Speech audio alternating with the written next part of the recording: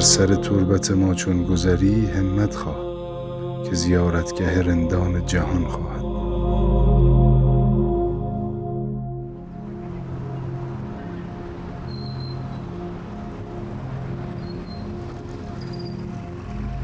آگاهی چیزی است ورای دانایی. دانایی کار مغز است و آگاهی سرمایه دل. نه به مال و مکنت است، نه به مدرک و نمره و نه به حساب بانکی. می توان سر و کارت با قیچی و نخ و سوزن باشد و دلت دریای معرفت الهی. رجب علی نکوگویان مشهور به جناب شیخ رجب علی خیاط در سال 1262 در تهران به دنیا آمد. پدرش مشهدی باقر یک کارگر ساده بود. 12 ساله بود که پدر را از دست داد و یتیم شد. خانه خشتی و سادهش در خیابان مولوی بود که از پدرش به او ارث رسیده بود. 2 اتاق ساده و کوچک داشت و هر کس از بزرگان کشور هم به دیدارش می آمد در همین اتاق با آنها ملاقات می کرد. بسیار ساده لباس می پوشید و عرقچین می گذاشت. کم غذا بود و رو به قبله و 2 زانو می نشست و غذا می خورد. دعوت دوستان را رد نمی کرد و از غذای بازار و بیرون پرهیز داشت. راه آن است که رهروان رفتند. لابد ملاحظه کردید که بزرگانی که رسیدند به مقامات عالیه یه حرف ثابت دارن و اونم عبارت از این است که ترک گناه.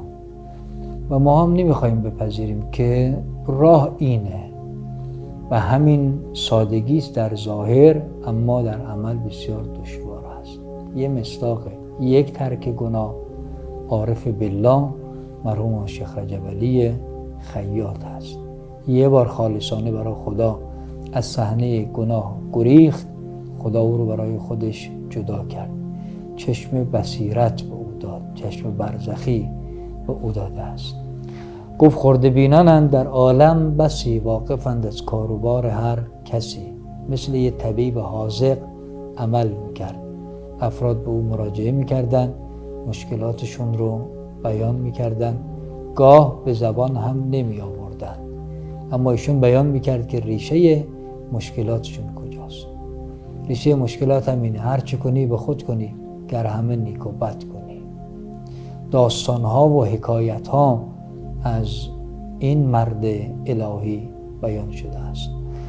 مرحوم آیت الله خزعلی میفرمودند که یک کسی در دادگستری کار میکرد. پرونده دست او بود، پرونده رو رئیس دادگستری خواست قبل از انقلاب، اما هرچی آورد توی اون قسمت بایگانی کار میکرد، پیدا نکرد.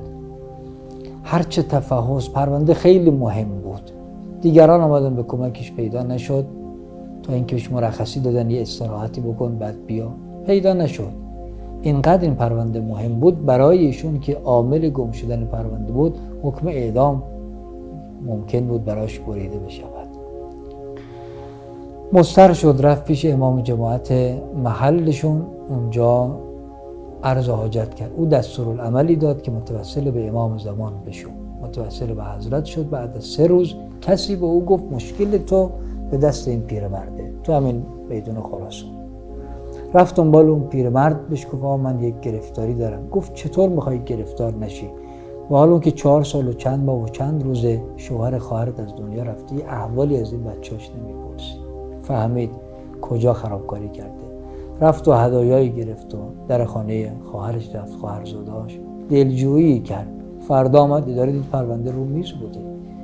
انگار خدای متعال یه پرده رو انداخت که تربیت بشن افراد. یه تا قسم کار هست. قسم دومی که چه دیدی دارد مرحوم شیخ رجب علی خیاط که میفهمه گره کار کجاست.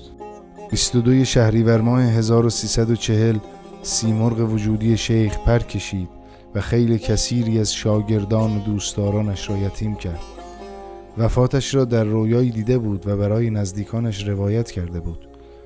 با مرد خیاط در ابن بابوی خداحافظی میکنم و به این فکر میکنم که کدام پیراهن در کجای این خاک کوکی از دست شیخ خورده است و همان پیراهن منشأ چه همه برکات و خیرات است.